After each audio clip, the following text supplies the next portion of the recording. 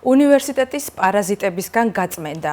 Აი ეს დასახელდა ერთ-ერთ მიზეზად, რის გამოც თბილისის თეატრისა და კინოს სახელმწიფო უნივერსიტეტის 10 სტუდენტს სტატუსი შეუწყვიტეს ეთიკის საბჭოს უმრავლესობის გადაწყვეტილებით. დეზინფექციის პროცესი ჩაშალეს სტუდენტებმა, თქვა რექტორმა და სტუდენტების უნივერსიტეტის შენობიდან პოლიციის ძალით გაყვანის არგუმენტად დაუმორჩილებლობა და შენობის ბლოკირება დაასახელა, რის გამოც ურჩის სტუდენტები 5,000 ლარითაც დაჯარიმდნენ. თუმცა ბრალდებები სტუდენტების მიმართ მხოლოდ ამით არ სრულდება. ეთიკის კომისიაზე შედგენილი ოქმის მიხედვით სტუდენტებს 28 თებერვალს მიღებული ეთიკის კოდექსის კიდევ 10-მდე პუნქტის დარღვევა ბრალდებათ. მათ შორის უნივერსიტეტის მისიის და აპოლიტიკურობის პრინციპის დარღვევა, გარე პირების ორგანიზაციის ინტერესების გატარება, განხორციელებული საქმიანობით უნივერსიტეტის ინტერესებისთვის ავტორიტეტისა და საზოგადოებრივი იმიჯის ზიანის მიყენება, უნივერსიტეტის ინფრასტრუქტურის გამოყენება და ასევე დისციპლინური ღონისძიებების გატარებისთვის უფლებამოსილი პირებისთვის არ დამორჩილება.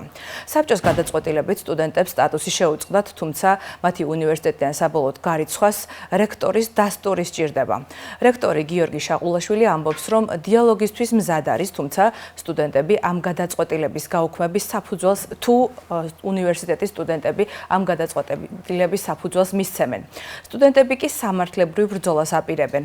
მათ უფლებებს სასამართლოში სოციალური სამართლიანობის ცენტრის იურისტები დაიცავენ. უკანონო და დაუსაბუთებელი გადაწყვეტილება, რომლის რეალური მიზანი პროტესტში ჩართული სტუდენტების დევნა და დასუსტებაა, მიიჩნევს მოსარჩელე მხარე. ადვოკატი სალომე შუბლაძე ჩვენი გადაცემის მორიგი სტუმარი იქნება, მანამდე კი ცხადია სტუდენტებს უნდა მოусმინოთ სტატუს შეწყვეტილ სტუდენტებს, რომლებმაც 83 დღე გაატარეს უნივერსიტეტის ფოიეში პროტესტის ნიშნად. და რასთან გვაქვს საქმე სინამდვილეში? არის თუ არა ეს პოლიტიკური დევნა, იზღუდება თუ არა სტუდენტების აკადემიური და პროტესტის გამოხატვის თავისუფლება და რა არის რეალური მიზეზი გადაწყვეტილებისა, რომელიც 10 სტუდენტს განათლების შესაძლებლობას ართმევს. მაშო მაყაშვილი და ქეთო ჯავახიშვილი სტატუს შეწყვეტილი სტუდენტები არიან ჩვენი გადაცემის სტუმრები და მივესალმები მათ. საღამშვიდობის. გამარჯობა, მოგესალმებით. დიდი მადლობა, რომ ხართ ჩვენი გადაცემის სტუმრები. მოდით დავიწყოთ პირდაპირ რა ჯერ უფლებების დარღვევაზე ვისაუბროთ და რას გედავებათ უნივერსიტეტი ამაზე ცოტა შემდგომ. რა უფლებები დაირღვა თქვენ შემთხვევაში თქვენი შეფასება როგორი არის? როგორ აფასებთ ამ პროცესს? ქეთო, თქვენით დავიწყოთ, მოდით. კი ბატონო, მოგესალმებით პირველ რიგში. ამ 93 დღის განმავლობაში, როდესაც უნივერსიტეტს ვიკავებდით, ძალიან ბევრჯერ დაირღვა ჩვენი უფლება. პირველ რიგში დავიწყოთ იქიდან, რომ პროტესტში მყოფ სტუდენტებს არ გვეძლეოდა ელემენტარული ადამიანის საბაზისო უფლება არ იყო დაცული. გულისხმობ გათბობის უფლებას, გვეძინა ქვაზე და ლეიბების არსებობის საშუალება შეტანის საშუალება არ გქონდა, მერე თავად უნივერსიტეტსაც აქვს საკუთარი ლეიბები და არც ამას არ გვაძლევდნენ, როცა მარმარილოზე არ დაგვეძინა, გათბობის შეტანის უფლებას არ გვაძლევდნენ ჩვენსავე გათბობის, თავდაპირველად უნივერსიტეტმა თვითონ არ საკვების შეტანის საკითხზეც იყო საუბარი, რომ საკვებიც არ გვატანინებდნენ, ანუ არსებობდა რაღაცა ვაკაციანი შეზღუდვა თავიდან და ერთმანეთს ვენაცვლებოდით ბავშვები. და შემდგომ უკვე ერთ-ერთ ღამეს, როდესაც ბანერი გადმოვკიდეთ, რომელზეც ხელახალი არჩევნების და უკანონო დაკავებულების გათავისუფლების მოთხოვნა იყო, ამის გამო დაცვამ გითხრა, რომ რა გეგონათ ბანერს რო კიდებდითო, კარი ჩაიკეტება, ვეღარც ჩაენაცვლებით ერთმანეთსო და მე ვიყავი ერთ-ერთი, ვინც 24 საათის განმავლობაში უწყვეტად იყო და ანუ სახლში გასვლის და მოსვლის საშუალება არ მქონია, ანუ ჩაიკეტაო კარიო და აი კარის ხრიჭოდან რაც შემოეტევა, ის მიირთვითო, ანუ ერთი რო აკრძალვა და მეორე დამცირება და დაცინვა ჩვენი.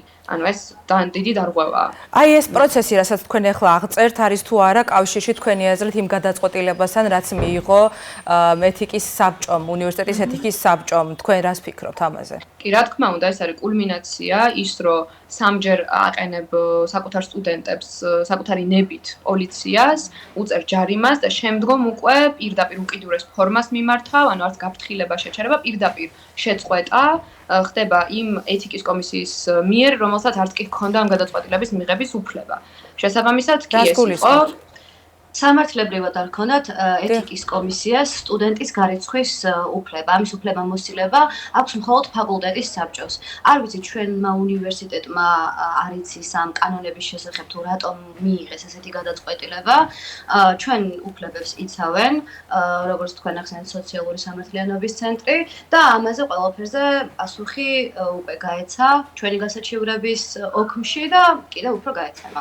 რას გედავებათ უნივერსიტეტი ახლა ეს საბჭო, ეთიკის საბჭო, ჩამონათვალი პრინციპში დევს სოციალურ ქსელებში და სოციალური სამართლიანობის ცენტრის გვერდზეც დეტალურად არის ჩაშლილი, თუმცა ჩვენს მაყურებელსაც რომ უთხრათ, რას გედავებათ უნივერსიტეტი, რის გამოც ასეთი მკაცრი არის ეს გადაწყვეტილება თქვენს მიმართ, უპრეცედენტოც ვიტყოდი, იმიტომ რომ მსგავსი გადაწყვეტილება არ გვახსენდება, რომ უნივერსიტეტს მიიღოს აი ამ მიზეზებით, რა მიზეზებიც არის ჩამოთვლილი და მოტივებზეც რო გითხრათ, აი ამ მიზეზებით მართლდება თუ არა ეს მოტივი, რის გამოც მიიღეს ეს თქვენ რაც ჩამოთვალეთ დარღვევები, რასაც გვედავებიან, ამას დამატებული კიდევ არის რაღაცეები, თუნდაც ის რომ სტუდენტი არ შეიძლება იყოს რაღაცა სტუდენტი უნდა იყოს აპოლიტიკური და ასე შემდეგ. ჩვენ ამ ყველაფერს აბსურდად ვთვლით, საერთოდ ის დარღვევები, რასაც გვედავებიან, არის აბსურდული. ეთიკის კოდექსი მიიღეს 28 თებერვალს და 1 თებერვალს 1 მარტს იყო ჩვენთან საუბარი, ანუ კოდექსის მიღებიდან მეორე დღეს და 7 მარტს უკვე განიხილეს ჩვენი საქმე. ანუ ჩვენ შეგვიძლია გვაქვს იმისი საფუძველი რომ ვიფიქროთ, რომ ეს ახალი კოდექსი სწორედ ჩვენზე მოარგეს. თან აღსანიშნავია, რომ მანამდე არსებული კოდექსი, რომელიც იყო სტუდენტებისთვისაც და ლექტორებისთვისაც და ადმინისტრაციისთვისაც, მთლიანად ყველასთვის, ახლა შეიცვალა 28 თებერვალს და ეს კოდექსი არის მხოლოდ სტუდენტებზე მორგებული. რაც ძალიან არ თვლი მე რომ ეს სამართლიანი იყო, თვლი რომ სპეციალურად გაკეთდა ეს თან ძველ კოდექსში, რაც არ არის მიჩნეული დარღვევად, ამ კოდექსში არის მიჩნეული დარღვევად და ზუსტად აი ეს დარღვევები მოარგეს ჩვენს ამ პროტესტს. სინამდვილეში ეს დარღვევები არ არის ის, რაც ჩვენ ჩავიდინეთ და მეცინება ამას რომ ამბობ, იმიტომ რომ 93 დღის განმავლობაში მართლა არ ვიცი, აი გვეუბნებოდნენ რომ წყილები თქვენ შემოიყვანეთ, სუნი აგდით, ძონძები გაქვთ ჩამოკიდებული, როცა ჩვენ კვირაში ერთხელ საფუძვლიანად მთელ უნივერსიტეტს, სადაც ჩვენი თუნდაც რამე ნივთი იყო, ვალაგებდით, იატაკებს ვხეხავდით და ასე შემდეგ. ყველა ის ბრალი თუ რასაც გვედავებიან არის აბსურდული, აბსოლუტურად და ჩვენ ამას აუცილებლად დავამტკიცებთ, აუცილებლად ვისაუბრებთ თავად ეთიკის კოდექსის დარღვევებზე, იმიტომ რომ არაერთი დარღვევაა ამ კოდექსში და მე მართლა მიყვარს თეატრალური უნივერსიტეტის იურისტის ნათია გოგიჩაიშვილის თუ არ ვცდები გვასწავლოთ, რომელიც ასევე ეთიკის კომისიაშია. იმიტომ რომ იურისტმა ეს კოდექსი არ ვიცი როგორ დაამტკიცა საერთოდ იმდენი შეცდომა შექმნით. და ასევე მინდა ისიც ვახსენო, რომ ჩვენ არ მოგვეცა ეთიკის კომისიაზე დასწრების საშუალება. დიახ, კითხვა უნდა დამესვა, იყავით თუ არა ინფორმირებული, რომ საბჭოს ხდომა უნდა ჩატარებულიყო, რომელში მონაწილეობის უფლებაც ჰქონდა თქვენ და კითხვებზე პასუხების გაცემაც თქვენი უფლებების ნაწილი იყო. ანუ რატომ მოხდა ისე, რომ თქვენ პოსტფაქტუმ გაიგეთ ამ ამბის შესახებ, იყო თუ არა თქვენთვის ცნობილი რაიმე ფორმით ან გზავნილები თქვენთან? გეტყვით წინა დღის, ესე იგი 7 მარტს ჩატარდა საბჭოს ხდომა დილის 11 საათზე და ჩვენ 6 მარტს საღამოს 7 საათიდან დაახლოებით 8:20 წუთის ფარგლებში, 8:30 ფარგლებში მოგდის მესიჯი, რომ მომდევნო დღის დილის 11 საათზე ტარდება საბჭო. ჩვენ მეილი მოგვივიდა, ამ მეილში არ იყო დაზუსტებული კონკრეტულად რომელ ადამიანებს მიემართებოდა ეს მეილი, არ იყო დაზუსტებული ის, რომ ჩვენ შეგვეძლო საბჭოზე დასწრება და ჩვენი პოზიცია დაფიქსირება, ჩვენი უფლებების დაცვა, არაფერი მსგავსი მითითებული არ იყო, მხოლოდ ის იყო მითითებული, რომ განიხილებოდა სადეზინფექციო პროცედურის რაღაცა თემა და გერთხები მან დრო, ანუ განიხილებოდა რამდენიმე საკითხი და მათ შორის ეს თემაც და ანუ შესაბამისად გაურკვეველი იყო, რომ ეს ჩვენ გვეხებოდა ონლაინებს გავსი, არც გვიფიქრია საერთოდ. ბუნდოვანი იყო. არ გქონდათ მოლოდინი, რომ თქვენი სტატუსების შეჩერების საკითხი შეიძლება დამდგარიყო, თუ მით უმეტეს წინაპირობა იყო, რომ ეს 93 დღის განმავლობაში თქვენ რა პირობებში და რა ურთიერთობებში და კომუნიკაციაშიც იყავით უნივერსიტეტის ადმინისტრაციასთან, გქონდათ თუ არა მოლოდინი, რომ რაღაც თქვენ სტატუსთან დაკავშირებით შესაძლებელია ყოფილიყო განხილვა და თავდაცვისთვის რა გარანტიები შეიქმნით, ანუ მაგათად ქონდა თუ არა ოფიციალურად მიმართვა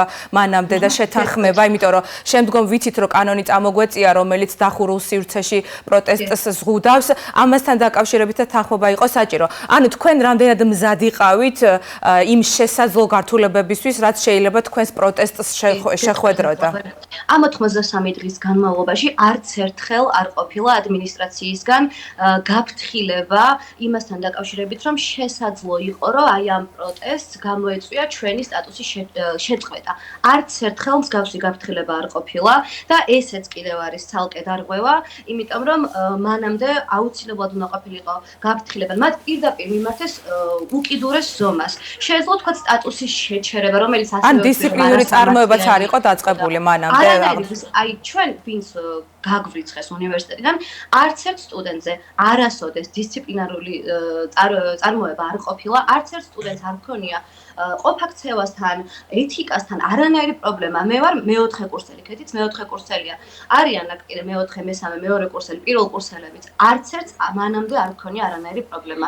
მე პირადად შემიძლია ჩემს თავზე ვთქვა, რომ ვიყავი ძალიან კარგი სტუდენტი, ძალიან კარგი GPA მაქვს, ისე ჯერ ხართ, იმიტომ რომ რექტორის დასტური არის საჭირო. არ არის ესე, სიმართლე რომ გითხრათ, იმიტომ რომ ეთიკის კოდექსში უწერიათ, რომ როგორც კი ეთიკის კომისია ხელს მოაწერს სტუდენტების გარიცხვას, ისინი მაშინვე არიან გარიცხულები. მაგრამ შემდეგ რექტორმა და თვითონ Facebook-ზე დადეს ასეთი ინფორმაცია თეატრალურმა, რომ თურმე რექტორის ხელმოწერა სანამ არ იქნება, მანამდე არ ვარ. დიახ, გუშინდელ განცხადებაშიც თქვა რექტორმა, რომ საბოლოო დასტურს აძლევს რექტორი და თქვენთან საუბრის ეთიკის კომისიის და თვითონ ეთიკის კოდექსში უწერიათ, რომ ეს ასე არ არის და.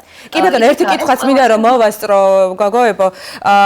რექტორმა გუშინ საზოგადოებრივი მაუწყებლის ეთერში თქვა, რომ მთავარი პრობლემა თქვენ შემთხვევაში იყო ის, რომ ეს პროცესი, საპროტესტო სიტუაცია ფოიეში ხელს უშლიდა სასწავლო პროცესს და რომ ეს დიდ ხანს ვერ გაგრძელდებოდა. მე მინდა გკითხო, თქვენ თუ გქონდათ მაგათად თქვენი თანატოლი მეგობარი სტუდენტებისგან რაიმენაირი უკმაყოფილების გამოხატვა მაინც რომ მათ ხელი ეშლებოდათ სასწავლო პროცესში. თვლით თუ არა რომ ზღუდავდით სხვების უფლებებს და თვლით თუ არა რომ აი ამ გადაწყვეტილებით თქვენი გამოხატვის თავისუფლება შეიზღუდა? არა, რა თქმა უნდა, არც საყვედური ყოფილა და თან რაღაც პერიოდში იყო გამოცდების პერიოდი და ძალიან ჩვეულებრივად პირველ კორპუსშიც უწევდათ ზოგს, რომ ისულიყვნენ გამოცდებზე და ჩაებარებინათ და ადმინისტრაციაც ძალიან ჩვეულებრივად გადაადგილდებოდა, ისე რომ ზედაც არ გვეყურებდნენ და ჩვეულებრივ, ანუ არაფერს არ ვაფერხებდით საერთოდ და რა თქმა უნდა, ვთვლი რომ არავის უფლება არ დაგვირღვევია და არავინ არ შეგვივიწროებია, ჩვენ რა თქმა უნდა, ერთადერთი ვინც აქ უფლებებს არღვევს და დამნაშავეა ეს არის თავად რექტორი და ადმინისტრაციის წევრები. რექტორმა თქვა, რომ მზად არის, რომ გესაუბროთ და რაღაც კომპრომისებზეც წავიდეს, თუ თქვენგანაც იქნება იგივე განწყობა, რას ფიქრობთ თქვენ, რას აპირებთ თუ არა, რომ შეხვდეთ მას, ვიცით, რომ ხვალ არის უკვე ჩანიშნული საზოგადოებრივი მაუწყებლის პირველი არხის ეთერში ერთგვარი დებატი შეხვედრა და თქვენ მოგიწევთ, რომ დაიცვათ თქვენი პოზიცია, აპირებთ თუ არა, რომ მიიღოთ მისი პირობა და თქვენ რა პირობით მიხვალთ ამ შეხვედრაზე, ესეც გითხარით. ჩვენ არანაირ კომპრომატზე არ წავალთ, რა თქმა უნდა, ჩვენ კომპრომისზე არ წავალთ უკაცრავად. გვაქვს ჩვენი სიმართლე და ერთადერთი მიზანი, რის გამოც მივდივართ, არის რომ დავიცვათ ჩვენი სიმართლე, იმიტომ რომ საზოგადოებრივი მაუწყებელი უნდა აშუქებდეს ხალხის ხმას და ეს არის სრულიად დაუშვებელი, როდესაც რექტორი მიდის და ცალი მხარე, ერთი მხარე ლაპარაკობს ჩვენზე და საკუთარი პერსპექტივიდან აჟღერებს და ცრუობს და ტყუის ძალიან ბევრ ფაქტს და აყალბებს და ამიტომ აუცილებელია, რომ ვისაც საუბრობენ, ის იყოს და თავად ისაუბროს მან საკუთარ თავზე. ამიტომ ხვალ ჩვენ მივალთ და ყველაფერს ჩვენგან ორი სტუდენტი მივა და ეს საზოგადოებრივი მაუწყებლის მეშვეობით ვისაუბრებთ ყველაფერზე. და მინდა დავამატო ისიც, რომ რა თქმა უნდა ჩვენ არ განვიხილავთ რაღაცა მასთან საუბარს იმისთვის, რომ აღვიდგეს სტატუსი. ჩვენ რა თქმა უნდა სტატუსის აღდგენა გვინდა, იმიტომ რომ ამას ვიმსახურებთ, იმიტომ რომ არაუფლება მოსილმა კომისიამ შეგვიწყვეტა სტატუსი. ეს საერთოდ აბსურდია, რომ ეს მოხდა და ჩვენ ამას ვიმსახურებთ, ამიტომ ჩვენ არ ვაპირებთ მასთან რაღაცა საუბარს და თხოვნას, რომ სტატუსი აღვიდგინონ. იმას, რაც ვიმსახურებთ და პირიქით შეურაცხყოფილები ვართ იმით, რაც მოხდა, აუცილებლად აუცილებლად უნდა აგვირგინოს სტატუსი, იმიტომ რომ წინააღმდეგ შემთხვევაში თვითონვე კიდევ უფრო დაზარალდებიან და მე ვთვლი, რომ საკმარისად თვითონვე მიაყენეს საკუთარ რეპუტაციას ზიანი თვითონ მიაყენეს და ამას ეთიკის მაშინ ჩვენ გვაბრალებენ. კი ბატონო, ძალიან დიდი მადლობა მაშო ქეთი, წარმატებას გისურვებთ.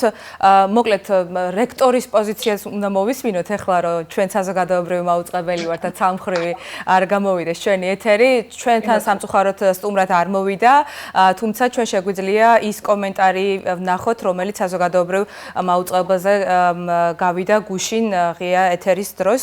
მოვისმინოთ ახლა გიორგი შაყულაშვილის განცხადებებიდან ამონარიდები.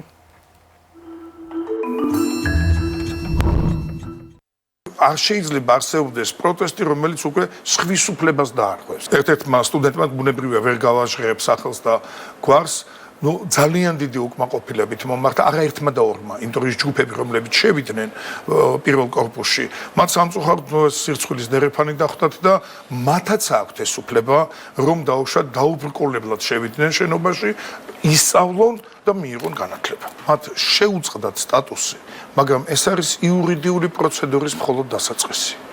მათ აქვთ სრული უფლება, რომ გაასაჩივრონ ეს გადაწყვეტილება, ან დაუშვათ სასამართლოში, ან დაუშვათ მიმართონ და მომართონ ამ შემთხვევაში მე როგორც რექტორს და მოხდეს ასე ვთქვათ ამ გადაწყვეტილების გადახედვა.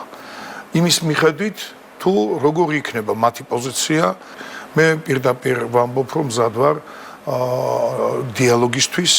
ეს ამ განსეთი გადაწყვეტილების მიღება პირდაპირ შემიძლია გითხრათ არავისთვის არ იყოს სასიამოვნო, მაგრამ აქ არის ძალზე მკაფიოდ გაწერილი, უაღრესად მკაფიოდ ის დარღვევები, რომელი ეთიკის კოდექსის რომელი პუნქტებია დარღვეული. მაგრამ მე უნდა მქონდეს საფუძველი, რაც თქვენ ბრძანეთ. მე თუ საფუძველი არ მექნა, ახსნა განმარტების სახით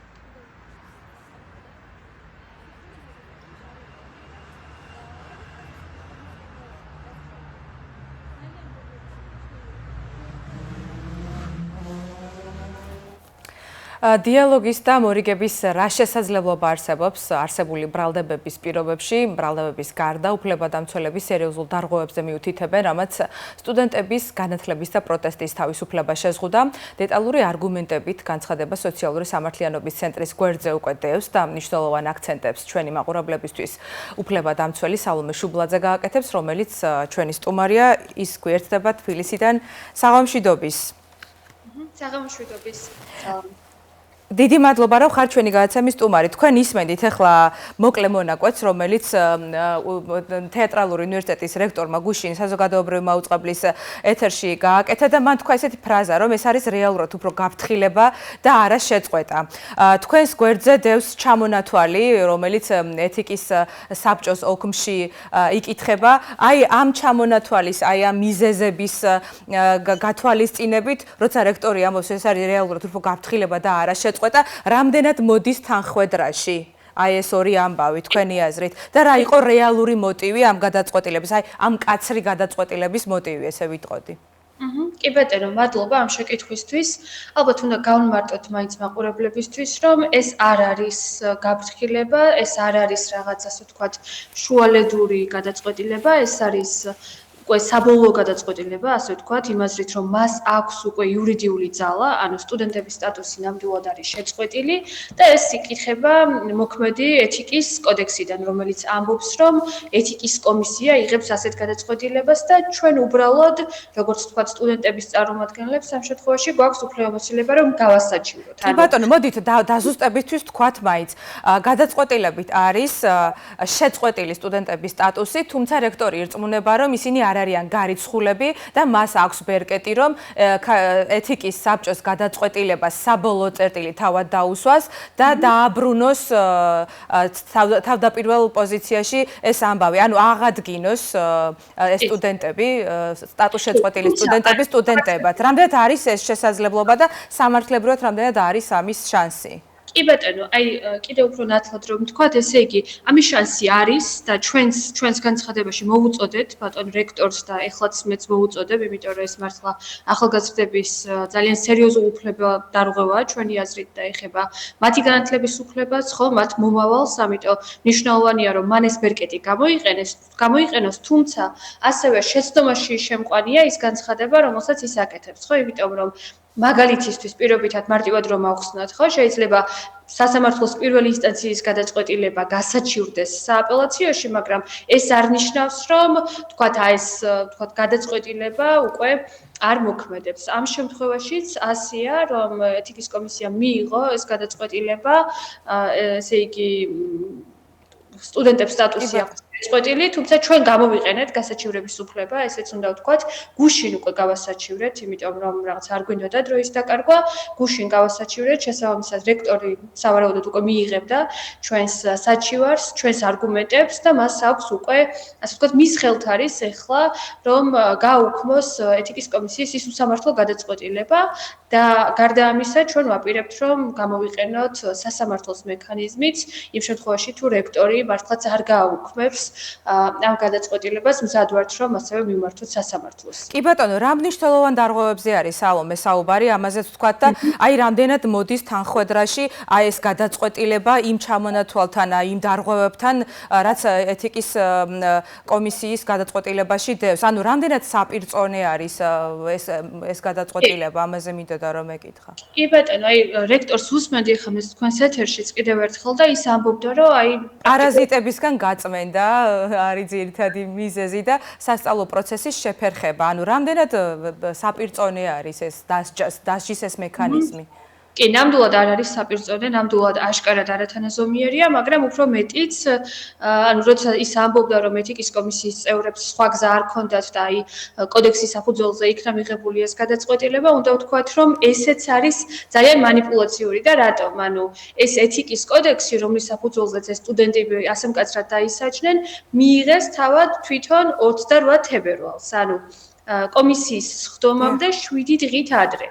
ანუ ნახეთ, ანუ თითქოს ისი ამბობენ, რომ აი მოქმედებდა კოდექსი და ჩვენ რა გვექნა, სინამდვილეში ნორმების ძალიან დიდი ნაწილი დაამატებს ამ კოდექსს თვითონ, კონკრეტულად ამ სტუდენტებთან გასამკლავებლად, ამ პროტესტის ჩასახშობად და აქაც იკვეთება ეს მათი мотиваცია, ხო, არავითარ შემთხვევაში სასწავლო პროცესის ხელშეშლის, ასე ვთქვათ, აღკვეთა ვერ იქნებოდა მიზანი, მიზანი იყო უბრალოდ ის, რომ უნივერსიტეტის სივრცეში პროტესტი შეეწყვიტათ. როგორმე ეიძულებინათ ეს სტუდენტები, რომ დაეტოვებინათ ის სივრცე, რომელიც არის თავის მხრივ საჯარო სივრცე, ხო, და არის პირველ რიგში სტუდენტების და ესეთი გადაწყვეტილება, რომელიც, ნუ, აქ სამართლებრივ ხარვეზებზეც უნდა ვთქვათ ახლა, ხო, რომ ვთქვათ, როგორც გითხარით, ეთიკის კოდექსი 28 თებერვალს არსებითად შეცვალეს, კონკრეტულად ამ სტუდენტების, ასე ვთქვათ, ქმედებას მოარგეს, ის არ გააცნეს სტუდენტებმა არც იცოდნენ ამ კოდექსის არსებობის შესახებ, მით უმეტეს მისი შინაარსი მათთვის უცნობი იყო, ხო, რა ეკრძალებოდათ, ეს 28 თებერვლის კოდექსი არავის გამოუგზავნია ამ ადამიანებისთვის და მხოლოდ 12 მარტს, ხო, პრაქტიკულად გუშინ გამოაქვეყნეს ვებსაიტზე. ეს ძალიან სერიოზული დარღვევაა, იმიტომ რომ ცხადია, რომ სტუდენტებს ეს უნდა ქონოდათ. გარდა ამისა, კი ბატონო, თუმცა მოდი თქვათ სამართლიანობისთვის, რომ კოდექსში პირდაპირ არის მითითებული, რომ სტუდენტის ეთიკის კოდექსის დარღვევის შემთხვევაში კოდექსით გათვალისწინებულ ნორმებზე ინფორმაციის არ ქონა, სტუდენტს არათავისუფლებს პასუხისმგებლობისგან. ესეც არის მითითებული, მაგრამ ეს არ ნიშნავს, რომ ეს ნორმა შესაბამისია ან მოქმედი კანონმდებლობის ან წინა კოდექსის, ხო? მაგალითად, წინა კოდექსში თუ არსებობდა ეს საჯაროობის და საქვეყნოობის, ასე ვთქვათ, მოთხოვნა, ეხლა ეს შეცვალეს. ანუ ხო ხდებით, აი, თავად, ასე ვთქვათ, უნივერსიტეტის ერთპიროვნული გადაწყვეტილებით შეიცვალა ეს და პრობლემა არის ის, რომ გარდა იმისა, რომ სტუდენტებს ეს არ გაცნობიათ, სტუდენტებმა არც ის იცოდნენ, რომ მათ წინააღმდეგ იყო დაწყებული დისციპლინური საქმე, ასე ვთქვათ, წარმოება და რომაც ემუქრებოდათ გარიცხვა. რაღაც SMS-ები გამოუგზავნეს სხდომის წინა დღეს და ამ სტუდენტებისთვის არ იყო აღქმადი არანაირად, რომ ეს მათ მიემართებოდათ, ან რომ, არ ვიცი, როდის იყო სხდომა ჩანიშნული, ან რომ მასში მონაწილეობის უფლება ჰქონდათ, ხო? ეს საღამოს 6 მარტს მიიღეს SMS-ები და 7 მარტს 10 საათზე უკვე ეთიკის კომისიის სხდომა გაიმართა, ხო? ანუ მათი პროცედურული უფლებებით ძალიან უხეშად დაირღვა და არავინ არ მისცა მათ უფლება, რომ თავი დაეცვათ, წარმოედგინათ თავიანთი არგუმენტები და მოსაზრებები ეს არის კიდევ ერთი საფუძველი, რატომაც ეს გადაწყვეტილება უნდა კარგი, სალომე, მოკლედ ბოლოსკენ რომ შევაჯამოთ, თქვენი დავა რა ფორმას მიიღებს საბოლოოდ, ანუ სადაო რა გახდება ამ შემთხვევაში, გარდა იმისა, რომ ის დეტალები, რაც ოქმში წერია, გახდა სადაო, მაგის გარდა სადაო არის თუ არა, ისიც გახდება თუ არა ოფიციალურად ისიც, რომ დაირღვა აკადემიური თავისუფლება, სტუდენტების გამოხატვის თავისუფლება. ანუ რამდენად მასშტაბური გახდება შემდგომ აი ამ პრეცედენტული საქმე, რას ფიქრობთ თქვენ? და როგორ მოდით გავაერთიანოთ და ისიც ვთქვათ, ფიქრობ თუ არა რომ ხვალ შეიძლება რექტორის რაღაც პირობებზე დათანხმდეთ, ანუ რას ვარაუდობთ, როგორ შეიძლება დასრულდეს რექტორთან შეხვედრა და როგორ გაგრძელდება თქვენი წარმოდგენით ეს ამბავი? ისევ მაინც სასამართლოში თუ სხვა შედეგით? იმედს ვიტოვებ, რა თქმა უნდა, რომ რექტორი გამოიჩენს გონიერებას და სამართლიანობას და გააუქმებს ეთიკის კომისიის გადაწყვეტილებას, რომელიც არის თავისთავად უკანონო, მაგრამ აქვე მინდა აღვნიშნო, რომ ამის წინაპირობა, რომ ეს გადაწყვეტილება გაუქმდეს, ვერ იქნება, თქვათ, სტუდენტების მხრიდან ვერც ბოდიში ან ახსნა განმარტება, მე არ ვიცი, ვის რა მოლოდინი აქვს, მაგრამ თავისთავად ის გარემოება, რომ ეს გადაწყვეტილება უკვე არის უკანონო, არის გაუქმების საფუძველი და აქ რაღაც, ასე ვთქვათ, სტუდენტებისგან დამატებით მოთხოვნებს ვერ წაუყენებენ და არ უნდა წაუყენონ, იმიტომ რომ თვითონ გადაწყვეტილება მიღებული არის უკანონო, ამიტომ ის უნდა გაუქმდეს. ხო, ეს არის ერთი გზა, რომელსაც იმედია რექტორი გამოიყენებს. ძალიან დიდი მადლობა. მეორე გზა კი ბატონო არის სასამართლო, რომელშიც ჩვენ ვიდავებთ ასევე ამ ადამიანების დაჯარიმებაზე, ხო, ესეც მინდა და. კი ბატონო, სასამართლოზე მოდით მაინც ჩაგეკითხებით, ყველა შემთხვევაში გაგრძელდება სასამართლო დავა თუ განიხილავთ რომ შესაძლოა აღარ წავიდეს სასამართლოში, მაგრამ პრეცედენტული ამბავია სხვა სტუდენტების და გრძელვადიან პერსპექტივაში დაცვისთვისაც შესაძლებელია ეს იყოს მართლა პრეცედენტული სასამართლოს ეს გადაწყვეტილება. რას ფიქრობთ თქვენ როგორ გაგრძელდება? კი ბატონო, თუ უახლოეს დღეებში რექტორი გაუქმეს ამ გადაწყვეტილებას, რა თქმა უნდა, რომ არ წავალთ სასამართლოში ამ ნაწილში, მაგრამ ნებისმიერ შემთხვევაში ჩვენ ვაპირებთ, რომ სადავოდ გავხატოთ ეს დაჯარიმების გადაწყვეტილება. ალბათ მაყურებელმა იცის, რომ ეს სტუდენტები ასევე დააჯარიმეს თითოეული მათგანი 5000 ლარით. მივიდა უნივერსიტეტში და დააჯარიმა ისეთი, იმიტომ რომ ისინი უნივერსიტეტის ჭერქვეშ მართავდნენ, ასე ვთქვათ, პროტესტს, რაც თავის მხრივ არის უკანონო, იმიტომ რომ კიდევ ერთხელ ეს მოხდა 7 თებერვლის ცვლილებების საფუძველზე, რომლითაც აიკრძალა დახურულ სივრცეში პროტესტი და ეს ნაწილიც, ასე ვთქვათ, გასაჩივრდება ჩვენ მიერ ნებისმიერ შემთხვევაში, იმიტომ რომ ეს ჯარიმები უკვე, ასე ვთქვათ, ძალაშია და რაც შეეხება გარიცხვის ნაწილს, აქ დაველოდებით რექტორის გადაწყვეტილებას უახლოეს დღეებში და შემდეგ უკვე მიმართავთ სხვა ზომებს. კი ბატონო, ძალიან დიდი მადლობა სალომე. სალომე შუბლაძე არის სოციალური სამართლიანობის ცენტრის იურისტი, რომელიც იცავს სტატუსს შეწყვეტილი სტუდენტების უფლებებს. თეატრალური უნივერსიტეტის სტუდენტებს სოლიდარობა გამოუცხადეს სხვა უმაღლესი სასწავლებლების სტუდენტებმა და თეატრისა და კინოს სფეროს წარმომადგენლებმა პროტესტის ნიშნად მათ 10 მარტის ღამე პარლამენტთან გაათენეს. უკვე 3 დღეა საპროტესტო აქციები იმართება ასევე უშუალო თეატრალური უნივერსიტეტის შენობასთან. ეთიკის საბჭოს გადაწყვეტილებას სტუდენტებისთვის სტატუსის შეჩერების შესახებ განცხადებით გამოეხმაურა თავად თეატრალური უნივერსიტეტის ლექტორების ნაწილი და ისინი მიიჩნევენ, რომ უნივერსიტეტის რეპუტაციის და იმიჯის შემლახავი სწორედაც რომ ის გადაწყვეტილებაა, რომელიც ეთიკის საბჭომ მიიღო. გიორგი შაყულაშვილთან უნივერსიტეტის რექტორთან შეხვედრას და ეთიკის საბჭოსთან და ასევე აკადემიურ საბჭოსთან შეხვედრას ითხოვენ პლატფორმა ქართული განათლება საფრთხეშიას წევრები, რომლებიც შედგებიან სხვადასხვა უნივერსიტეტის პროფესორ-მასწავლებლებისგან ამ ადამიანებს აერთიანებს ეს პლატფორმა და ისინი დაუშველოდ მიიჩნევენ, რომ იმ გადაწყვეტილებას, რომელიც მიიღო ეთიკის საბჭომ, მათი თქმით, ეს გადაწყვეტილება ზღუდავს სტუდენტების გამოხატვისა და აკადემიურ თავისუფლებას და ეჭვქვეშ აყენებს თეატრალური უნივერსიტეტის რეპუტაციას და ძირს უთხრის დემოკრატიულ პროცესებს. მოკლედ, ეხლა ჩვენი გადაცემის მორიგი სტუმარს უნდა მივესალმოთ პლატფორმა ქართული განათლება საფრთხეშია, ქეთი ცოტნიაშვილი, პროფესორი. საღამოშიდობის, ქეთი. მოგესალმებით. დიდი მადლობა, რომ ხართ ჩვენი გადაცემის სტუმარი. მე ვიცი, რომ ჩქარობთ და ვეცდებით, რომ სწრაფად გათავისუფლოთ, სწრაფად დავასრულოთ. მოკლედ, ამ გადაწყვეტილებაზე თქვენი შეფასება გითხარით, გარდა იმისა, რომ უნივერსიტეტს აქვს თავისი არგუმენტები, რაც საბჭოს ეთიკის საბჭოს გადაწყვეტილების 6-ით წერია, რეალურ მოტივად შეფასდა, რომ არის სხვა გადაწყვეტილების მოტივად. თქვენ რა შეფასებას გააკეთებთ ამ პროცესზე, რას ფიქრობთ, რა იყო რეალური მოტივი და რასთან გვაქვს საქმე?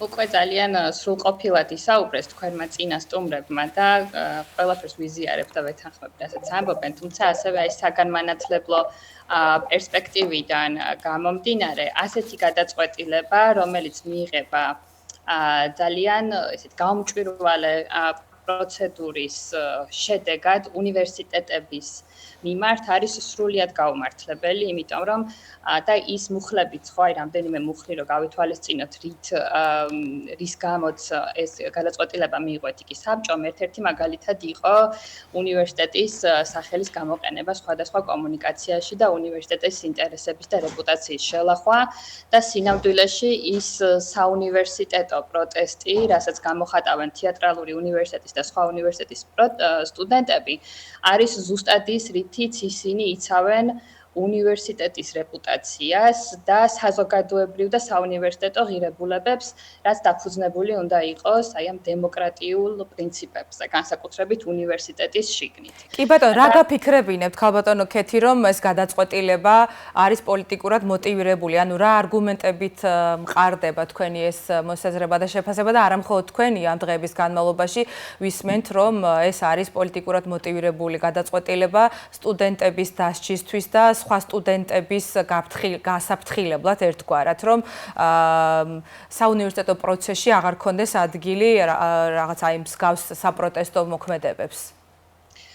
პირველ რიგში ის, რომ აი თქვენს წინასწორებმაც ისაუბრეს, რომ ეს ახალი ეთიკის კოდექსი მიიღეს სწორედ აი ამ მიზნებისთვის, რომ უნივერსიტეტს რომ ეთიკის კოდექსი უნდა ჰქონდეს, რომელიც სტუდენტებისთვის იქნება ნაცნობი, ეს არის ავტორიზაციის სტანდარტის მოთხოვნა. შესაბამისად, ეს ყველა უნივერსიტეტს აქვს. და ის პროცესიც, როგორც მიიღეს თვითონ ეს ეთიკის კოდექსი და შემდეგ როგორც მიიღეს გადაწყვეტილება, არის ასევე ავტორიზაციის სტანდარტის დარღვევა რეალურად, ხო? და იმ შემთხვევაში, თუ სტუდენტებს ამ ქვეყანაში შეიძლება დღეს ხარისხის ცენტრის ნდობა ჰქონდეთ, მათ წესით იქაც კი უნდა იჩივლონ. საჩივარი იქაც უნდა შეიტანონ.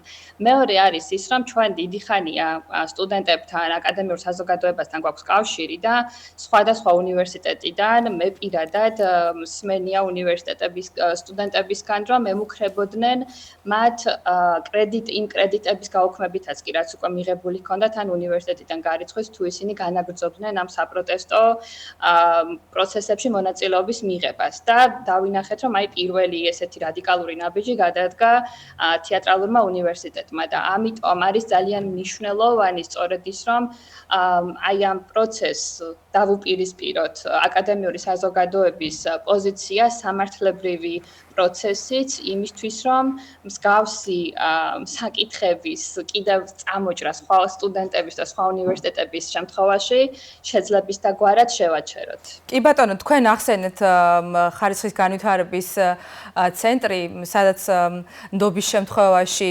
შესაძლებლობა არსებობს, რომ სტუდენტებმა ასევე რაღაცა დაიცვან თავი და იპოვონ თავიანთი სამართალი. ეს ნდობა პრინციპში კითხვის ნიშის ქვეშ ერთხელ უკვე დადგა, როცა ჩვენმა ევროპელმა პარტნიორებმა გვითხრეს პირდაპირ დაგვახარვეზეს იმის გამო, რომ ხარისხის განვითარების ცენტრი არის პოლიტიკური გავლენების ქვეშ. ამასთან დაკავშირებით ახალი გადაწყვეტილებები იქნა მიღებული თითქოს გამოსასწორებლად, რომ ხარისხის ცენტრის ხელმძღვანელი არ იყოს პოლიტიკურად მოტივირებული პირი, თუმცა მაინც პრემიერი დანიშნავს ხარისხის ცენტრის ხელმძღვანელს ახალი გადაწყვეტილებით. თვლით თუ არა, რომ რაღაც ამ ცვლილებამ რამე შედეგი მოიტანა, ან თვლით თუ არა, რომ კვლავ დარჩება პოლიტიკური გავლენების ქვეშ ხარისხის ცენტრი და რა მოლოდინი გაქვთ, რომ ნდობა გაუძლიერდეთ სტუდენტებს ამ შემთხვევაში, სადაც შესაძლებლობა იქნება, რომ თავიანთი სიმართლე იპოვონ ან დაიცვან თავი მსგავს შემთხვევებში. სხვადასხვა გადაწყვეტილებები, რაც მიიღება სხვადასხვა საჯარო სფეროებში, მათ შორის განათლების სისტემაში, მთლიანად მიმართული არის აი ამ სფეროს სრულ გაკონტროლებაზე. შესაბამისად, ის გადაწყვეტილებების თუნდაც რაც შეიძლება ფურცელზე და დოკუმენტებში შეიცვალოს, სამწუხაროდ არ იძლევა იმის გარანტიას, რომ ჩვენ რეალურ დამოუკიდებლობას მივაღწევთ. პირიქით, ყოველდღიურად ეს ტენდენცია უფრო და უფრო გაუარესდება. ხო, აი ეს უმაღლესი განათლების რეფორმასთან დაკავშირებითაც ჩემი მოლოდინი სამწუხაროდ ეს არის. ისე რომ როდესაც აი ესეთი პროცესები ვითარდება სისტემურ დონეზე, ერთადერთი რისი იმედიც შეგვიძლია რომ გქონდეს ხოლმე არიან ის კოლეგები და მათი პატიოსნება და სინდისი, რასაც შეიძლება რომ ვენდოთ და აი კოლეგებთანაც განვიხილავდით, რომ აი ესეთი ეთიკის კომისიის გადაწყვეტილება რომ ქვეყნდება, ან ესეთი კომისიების გადაწყვეტილებები რომ ხდება, სულ შიშით ხსნით, რომ ისეთი ადამიანები არ იყვნენ ამ კომისიის წევრებში, ვისაც ისედაც ვიცნობთ, რომ რაღაცა იმედი არ გაგვიცრულდეს. ისე რომ მაინც ყველაზე უფრო მეტად ადამიანების ერთმანეთის მიმართ ნდობა და ის ძირითადი პრინციპები, რაზეც უნდა იყოს დაყრდნობილი აკადემიური საზოგადოება. ქალბატონ ქეთი, ერთი კითხვა მინდა რომ დაგისვათ, უმაღლესი განათლების შესახებ რეფორმა ახსენეთ და კითხვის ნიშნის ქვეშ დააყენეთ, რომ რაღაც სანდოობის მომენტი არის რისკის ქვეშ. ჩვენმა მაყურებელმა იცის, რომ ამ რეფორმის შემადგენლობა მთლიანად პოლიტიკურია, ministrები, პრემიერი და მინისტრთა კაბინეტის წევრები არიან კომისიის წევრები, რომლებიც იმუშავებენ რეფორმაზე, თუმცა გუშინ ჩვენ ნახეთ გადაწყვეტილება, რომელსაც არ ველოდებოდით, მაგრამ ძალიან გაგვიხარდა, რომ ილიას უნივერსიტეტს ავტორიზაცია უპირობოდ და სრულად მიეცა. აი ამ გადაწყვეტილების შეფასებაც მაინტერესებს თქვენგან. აქაც გაჩნდა თუ არა კითხვა, ესე თქვათ, რაღაც ეჭვით, რომ რატომ ისცა ესე უპირობო ავტორიზაცია მართლა დამსახურებულად თუ აქაც შეიძლება რაღაც ეჭვი შევიტანოთ, რომ გრძელვადიან პერსპექტივაში ჭირდებათ სრული სტატუსი ილიას უნივერსიტეტის ავტორიზაციის. პირველ რიგში ის გადაწყვეტილება, რაც გუშინ იქნა მიღებული, არის იმის შედეგი, რომ როდესაც ილიას სახელმწიფო უნივერსიტეტის მიმართ სექტემბერში იყო უსამართლო გადაწყვეტილება მიღებული, აკადემიურმა საზოგადოებამ მათ შორის ილიას სახელმწიფო უნივერსიტეტის გარეთ ძალიან ღიად დააფიქსირა თავისი პოზიცია, რომ ეს იყო სრულიად უსამართლო და ეს მთლიანად ძირს უთხრიდა ხარისხის უზრუნველყოფის სისტემის წლების განმავლობაში ნაშენებ გარკვეულ რეპუტაციას, ხო? და ჩვენ ასევე ვიხილეთ, რომ ხარისხის უზრუნველყოფის სისტემის საერთაშორისო რეპუტაციაც ძალიან მნიშვნელოვნად დაზიანდა, იმიტომ რომ ხარისხის ცენტრს შეუწყდა ECHAR-ის წევრობა და ასევე კითხვის ნიშნის ქვეშ დადგა ENCAS და WFM-ის, ანუ სამედიცინო განათლების აკრედიტაციო ორგანიზაციის წევრობაც. და ის რომ გუშინ ეს გადაწყვეტილება იქნა მიღებული ილიას სახელმწიფო უნივერსიტეტის მიმართ, ეს არანაირად არ გვაფიქრებინებს, რომ სისტემური პრობლემა მოგვარდა. განათლების ხარისხის ცენტრს და ავტორიზაციის და აკრედიტაციის საბჭოებს კვლავ აქვთ ის პრობლემა, რომ ისინი იღებენ არათანმიმდევრულ გადაწყვეტილებას, რაც არის სწორედ აი ამ საერთაშორისო პრინციპების დარღვევა. იმიტომ რომ მას შემდეგაც კი, რაც საერთაშორისო ორგანიზაციებიდან მათ მიიღეს ეს გაფრთხილება, რომ ეს იყო სტანდარტის დარღვევა, ისინი ამ პრაქტიკას აგრძელებდნენ. მაგალითისთვის შემიძლია გითხრათ, შავი ზღვის საერთაშორისო უნივერსიტეტს საბჭომ მოუმატა შეფასებები და ასევე ისეთ საკითხებთან დაკავშირებით, რომ ვინც აი ამ სტანდარტებში კარგად ერკვევა, ძალიან მარტივად არის დასანახი, რომ ისინი იყო გარკვეული შეუთავსებლობა სტანდარტებთან, თუმცა მაინც ეს შეფასებები შეუცვალეს და მოუმატეს. კი ბატონო, ქალბატონ ქეთი, ძალიან დიდი მადლობა. როცა განათლების სფეროში რაღაც კრიტიკული კითხვა ისმება და რაღაც საფრთხეებზე ვსაუბრობთ, ცხადია ჩვენთვის ძალიან საიმედო რესპონდენტი ხართ, რომ მიუკერძოებლად და არგუმენტებით იტყვით თუ რა საფრთხეები შეიძლება არსებობდეს და მოლოდინები. ამიტომ ძალიან დიდი მადლობა, რომ იყავით ჩვენი განაცემის სტუმარი და ჩვენს მაყურებელსაც გაუზიარეთ თქვენი შეფასებები და მოსაზრებები. მადლობა ვებშნობების სტუმარს, მაყურებელს შევახსენებ ქეთი ცოტნიაშვილი შვილი, პლატფორმა ქართული განათლება საფრთხეშია, აქტიური წევრი იყო ჩვენი ჩართვის სტუმარი. პლატფორმა ქართული განათლება საფრთხეშია აკადემიური საზოგადოების კიდევ ერთ განცხადებას აქვეყნებს დღეს, რომელიც ქვეყანაში მიმდინარე ამბების ფონზე განათლების სფეროში მიმდინარე პროცესებს ეხმიანება, მათ შორის უმაღლესი განათლების დაგეგმილ რეფორმას და ცვლილებებს ხარისხის განვითარების ცენტრის საქმიანობაში, რა საფრთხეებს ხედავს აკადემიური საზოგადოება ამ პროცესში, მომდევნო გადაცემისთვის გიანონსებთ ამ თემას და იმედია მომდევნო გადაცემაში მოვასწრებთ ასევე დაპირებული ვიდეოების ჩვენებასაც ფინური განათლების შესახებ. დრო საკმარისი არასდროსაა, როცა ზუმი არის განათლებაზე. დღეს კი სულ ეს იყო, რისი თქმაც ჩვენთვის განკუთვნილ დროში მოვასწარით. თავისუფლება სტუდენტების პროტესტს, სოლიდარობა თავისუფალ სტუდენტებს, სოლიდარობა და თავისუფლება მზიას. პროტესტის თავისუფლებისთვის ბრძოლის სიმბოლოს. მომდევნო ხუთშაბათს დავზუმავთ ისევ განათლებაზე, გემშვიდობებით. მომდევნო ხუთშაბათს 6 საათიანი საინფორმაციო დასრულებისთანავე ვართ ისევ ეთერში. ნახვამდის.